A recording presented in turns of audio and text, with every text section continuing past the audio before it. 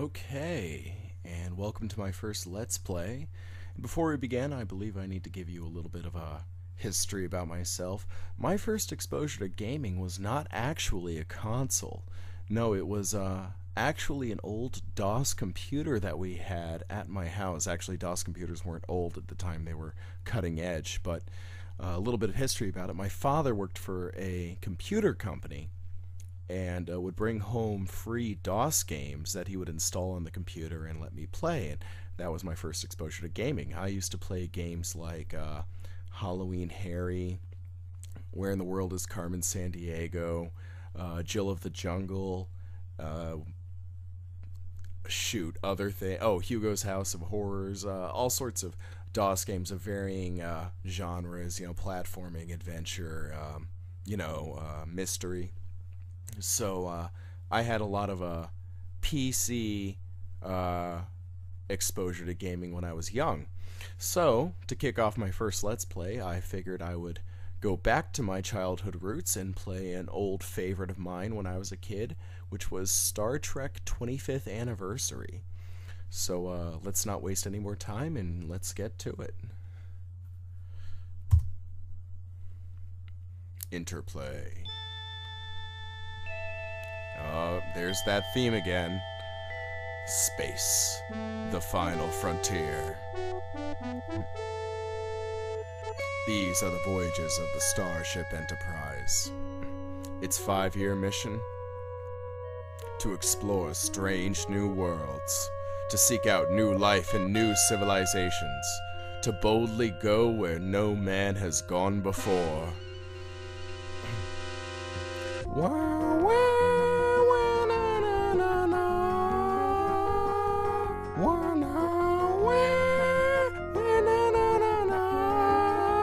I'm not going to be doing that the whole time, I swear.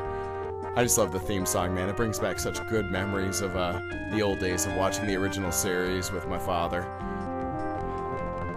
The Fat Man, Dave Gavett.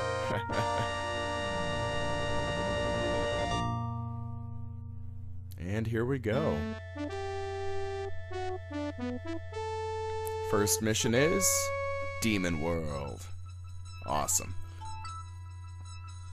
Alright, here's my best Shatner impersonation, so bear with me, folks, because you're probably going to be hearing this a lot. Though the Enterprise's primary mission is peaceful exploration, the galaxy holds many surprises. To be prepared, we are conducting a mock battle with the USS Republic. Weapons will be set to minimal strength, and the ship's computers will simulate damage. Captain Patterson reports the Republic is in position and ready to begin, Captain. The Republic is arming weapons and raising shields. I suggest we do the same, Captain. Okay, so before we actually begin the first space battle of the game, I thought I should give you a little bit of a tutorial on how the ship's bridge functions during space battles. Basically, you have pretty much almost the entire cast here, and each of them does something different. Scotty here controls the repairs of damage on your ship and auxiliary power. Sulu, I believe he takes care of orbit and shields. Chekhov takes care of the weapons and navigation. Spock is in control of the computer, which you can type topics in and ask the computer about particular topics on the mission that you are currently doing, and you can just talk to Spock himself and get his advice. Uhura is obviously hailing. And lastly, you have Captain James T. Kirk, the man himself.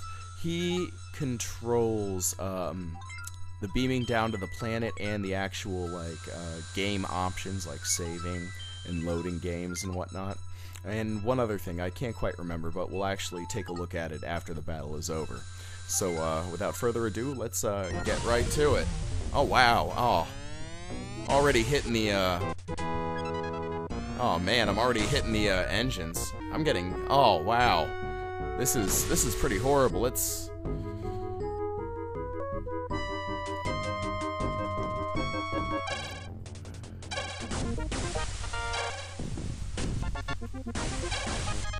Oh no! Oh, that was horrible. I didn't even get a chance. They completely reamed me. Wow. It's just a simulation, Scott. Captain Patterson says better luck next time, sir. Lowering shields and disarming weapons. Oh my. Ah. Oh no. Starfleet's calling. That's never a good thing.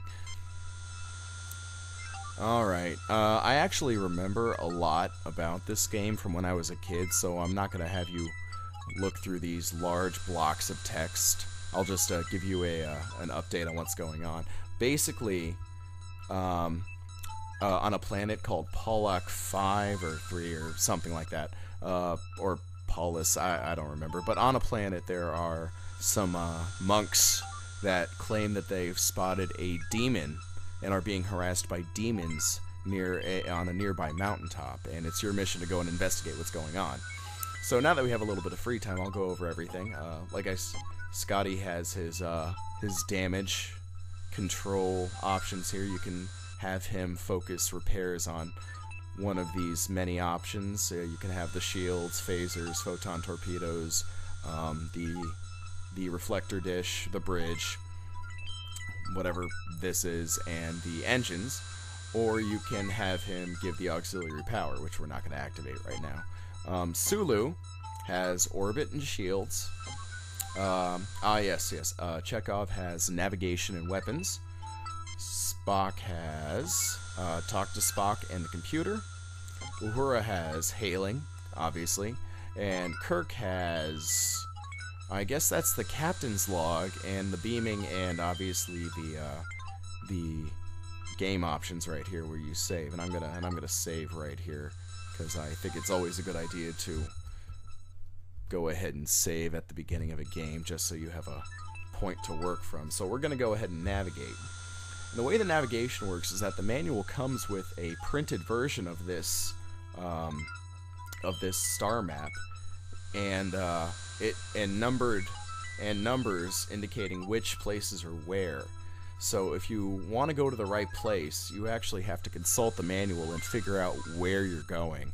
And God help you if you don't go to the right place, because you will get attacked almost every time by Romulans or Klingons or pirates or something. So you have to pick the right place, and that's this one right here. So we're just gonna go right ahead and head there now. And bow! We have arrived at Pollock 5. Pollux 5. Alright, so normally what you do is once you reach a planet, if there are no enemies here to stop you, you're just going to go ahead and orbit. So that's what we're going to do.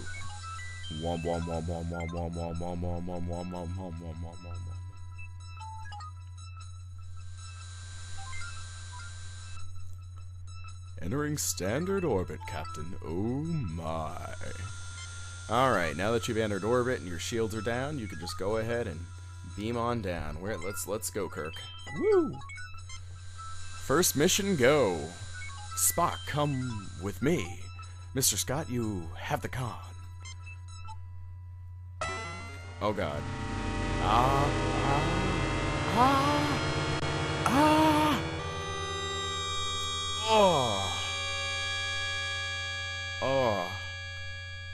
The players are now deaf. Oh man, I had forgotten how horrible that transporter noise is in this game. I'll try and turn down the volume for when that happens. Oh, here we are. This is so much better, gentlefolk. We are honored at your presence and hope you will find peace here in our haven. So now I'm going to give you a quick tutorial of how the Captain, the flora on this planet is very interesting. I wonder how useful they may be in certain medicinal purposes. Damn it, I'm a doctor, not a florist. I love McCoy. Alright, now I'm going to give you a quick tutorial of how the landing party controls work. It's basically your average adventure game with your point-and-click interface. Obviously, you have your cursor right here. You have basic controls, you have your take, your use, your talk, and your look. Now, the interesting thing about this is that not only basically Kirk is doing all of these particular functions right here, and you have your inventory, obviously, which is for some reason carried in a sack. I don't remember Starfleet officers carrying their equipment in just a sack, but what do I know, right? So obviously you have your inventory, you have your stun phaser, kill phaser, science tricorder, medical tricorder, communicator with the ship, and med kit. But the interesting thing about this is that while Kirk normally does most of these functions, like if you indicate that you want to pick something up, he will be the one to go over and pick it up. The use function can actually be used on any one of these other party members. Like I activate the use function. Let's say I want to use Spock, and you'll see Spock's picture appears up here, and you want to use Spock on, let's say, whatever this is over here. So I fail to see the logic in that action, Captain. So, you know, you can have Spock scan. It has differing effects depending on what you're clicking on. I fail to see the logic in that, Captain. Sometimes he'll actually scan the surroundings with his science tricorder, and sometimes he'll actually do something. Many times you're actually going to need to use one of your party members, whether it be McCoy or Spock or Ensign Ricky, to achieve or complete a particular puzzle. So it was I actually liked the complicated but not unintuitive interface of these particular puzzles, in that you have to actually utilize your other party members. You can't. It's not just Kirk doing everything. So that being done, let's talk to this guy. Oh, and you also get dialogue choices where you can have Kirk be all diplomatic, Starfleetish, or you can have him be some other option, or you could just have him be a dick. Been seeing ghosts and boogeymen, eh? I find that a little hard to believe. Let's have Kirk be a dick. No. Actually, you're also scored on each mission. If you choose the right options and you solve puzzles in a particular way and you cover all of your bases, you get higher scores. And you're shooting for 100% because you get more accommodation points that way. So I'm going to be diplomatic. I am Captain James T. Kirk of the USS Enterprise. We have received word that alien life forms are creating problems at your mining facilities in Idle Mountain. Tell me more. Certainly, Captain Quake. Not aliens per se. We have encountered what we believe are demons at Idle Mountain. Creatures surely emerging from the very gates of hell. Our God would not test us, thus without reason. So we believe your might and insight are the method to help us discover what's going on. Aside from seeing demons, has any hard data been collected? Any evidence I should see? Demons? Gates of hell? Get real, man. This is the 23rd century. Of course, we're not going to go with the dick yet.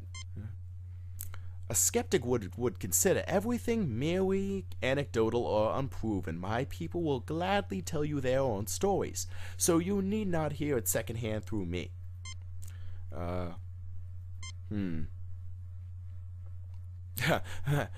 You are wasting the time of a starship capable of sterilizing this planet on campfire stories. No wonder you were dumped out here in the middle of nowhere. I love the dickish Kirk options, man, because he is so utterly dickish in them. This area is exceptionally stable tectonically. Blah, blah, blah, blah, blah. Useless mind quap, blah, blah. Thank you for your courtesy, Kirk. May you receive the guidance and protection of our God as you complete this divine mission. Alright, let's go ahead and just start scanning this guy. Just go right up to him and stick our scanners in his face. His blood pressure's up a bit, but he believes he's telling the truth. And what do you got to say, Spock? Anything useful? Nothing to report, Captain. You're useless, Spock. Fine. So, like I said, I remember a lot from from this particular game. So, I know that to make things move along, we're gonna have to go into here first because there are actual people in this particular building that we have to see and talk to. Oh God, look at this guy. Got hit by a Mack truck, buddy? Shoot. All right, go on, McCoy. Tell us what's wrong with him. Jim, this man has suffered severe physical injuries to his head and arm. The wounds have been adequately cared for, however, he has developed the Nigerian infection. If not treated swiftly, the effects can be fatal. The infection can normally be treated with hypoditoxin, but there's none on the Enterprise. Bah. Why do I sound like Richard Nixon? Blah. I am not a doctor. Blah, blah. Apparently, according to this guy, that there are berries that create the toxin that this guy needs up by the mountain where these demons are seen. So they're asking us to retrieve some, and anybody will refuse to talk to us until we actually get some berries for this dying man. And the dying man won't talk to us either because he's just not in any condition. Let's see what happens when we start. Oh, come on. Come on, McCoy. Say something. Say something. Say it. Oh my God. Before we continue, look at this guy's legs. Why are they backwards? I mean, is he an alien? I'm not even sure. I mean, he's got backwards legs. He kind of looks like a goat person, but by the top, I thought he was some sort of tan, bearded person. Not, oh God, there might be something seriously wrong with that guy. Bones, tell me this guy's okay. The alien's lifetimes seem stress elevated. Otherwise, he appears fundamentally healthy. Well, he's an alien. What are you gonna do? Let's talk to Ensign Ricky. Let's see what he's got to say. My Uncle John lived with the Acolytes a long time ago. He died in their service helping plague victims on the new Ontario 6 20 years ago. Thanks, Ensign Ricky. That was great. That was fantastic. Very, very, very helpful. Now, well, this guy's gone. The Mad Hatter guy's gone. Or, pardon me, Elmer Fudd has run away. I'm sure everyone wants to see what's on this particular sign, so all mining equipment uses road. Very helpful. Now, I'm sure everybody wants to know what's in this particular building, but what's in there is not exactly useful until we retrieve those berries. I mean, we could look at everything, but it wouldn't really matter. So we're just going to go ahead and bound unthinkingly up the mountain.